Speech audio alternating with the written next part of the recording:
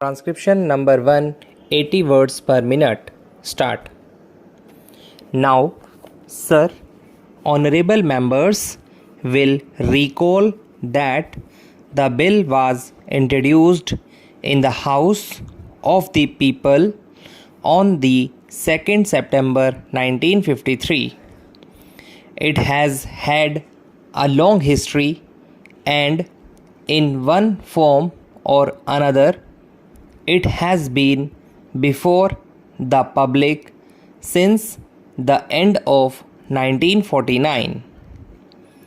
In the statement of objects and reasons, the various stages through which the bill has passed since 1946 have been summarized, and I need not recapitulate on this occasion the circumstances in which the then Government of India took the decision in early 1946 to initiate an inquiry into the reform of our company law.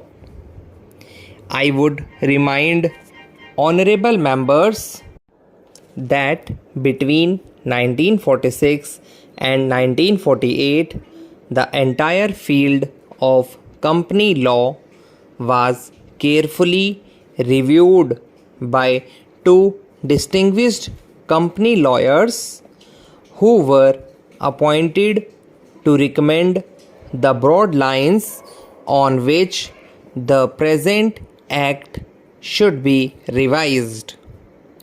Their recommendations were examined in the then Ministry of Commerce, and certain tentative departmental views which emerged were circulated in a comprehensive memorandum to all recognized trade and industrial associations, bar associations, the high courts and the state governments.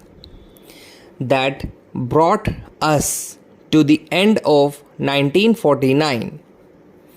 Many representations on this memorandum were duly received from chambers of commerce, trade and industrial associations, state governments and the general public. At the end of 1950, the Government of India appointed a committee under the chairmanship of Shri Bhabha to go into the entire question of the revision of the Companies Act with particular reference to its bearing on the development of trade and industry in this country. This committee examined a large number of witnesses in many parts of the country and submitted its report in March 1952. This report again was circulated to all state governments, chambers of commerce, trade associations, high courts and many other bodies. At the same time, a special officer was appointed in the Department of Economic Affairs, Ministry of Finance, to examine the report in the light of the views received from the interested public and to submit proposals to government for the revision of the present act. The bill now before the House is based largely on the recommendations of the Company Law Committee modified in a few particulars. Honorable members will notice that so far as public relations go, the bill has covered adequate ground.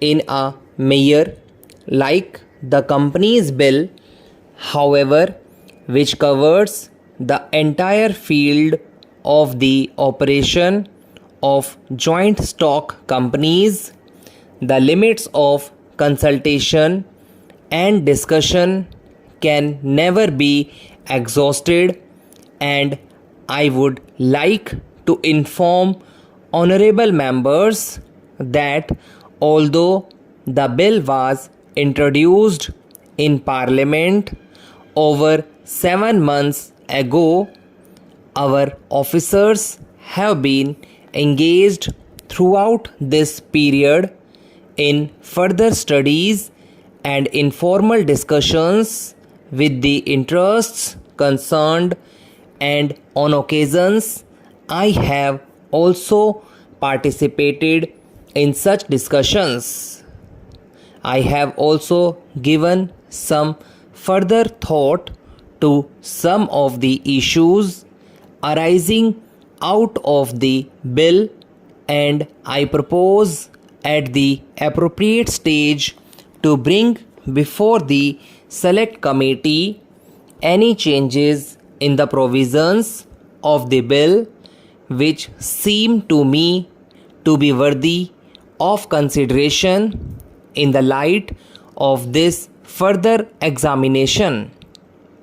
No honorable members will have noticed that the bill contains 6 clauses and 12 schedules.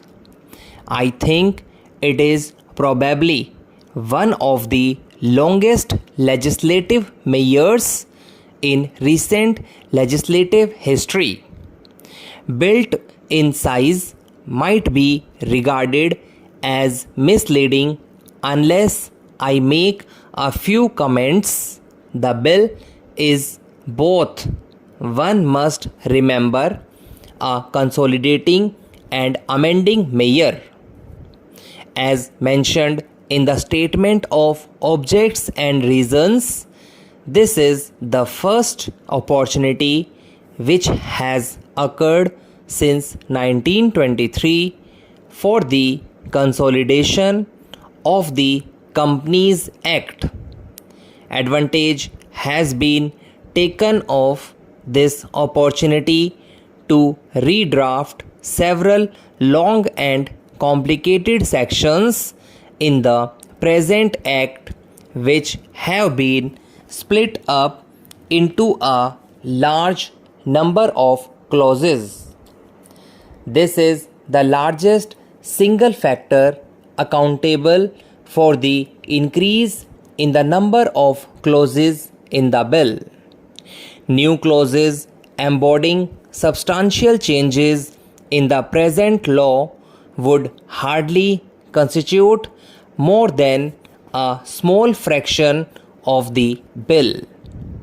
I would also draw attention to the structural changes in the bill to which a reference has been made in the statement of objects and reasons.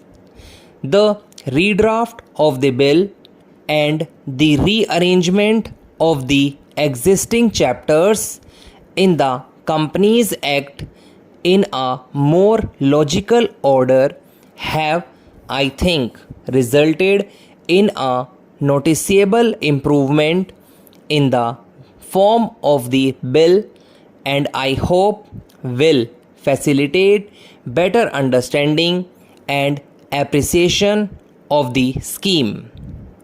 I wish that the act which came into effect long ago was implemented properly.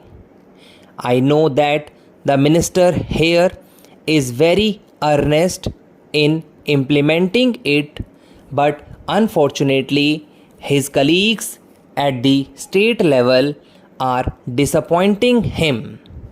Unfortunately, no steps have been taken for trimming or toning up the administration at the state level and at the district level. They have to be taken immediately.